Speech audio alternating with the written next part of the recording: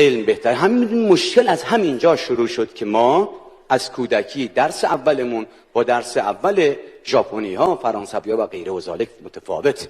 در ژاپن، خارجی ها میگن ژاپن، یه لحظه خواستم با کلاس باشم، بذارید باشم دیگه. حالا در ژاپن اولین درسی که به بچه هاشون یاد میدن اینه که بنویسید من میتوانم.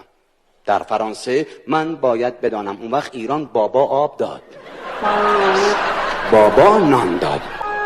اینه که ما تا آخر عمر چشم به دست پدر میمونیم. تو مدرک تحصیلی داستان زمین تا آسمون تفاوتشه. الان جوری شده تو این دور زمونه طرف بی سواده میگن خاک تو سرش، بی سواده، هیچ بخی نشد. فوق لیسانس میگیری بیکاری میگن خاک تو سرش، فوق لیسانس هم هست هیچ بخی نشد. خب آقا چیکار کنم؟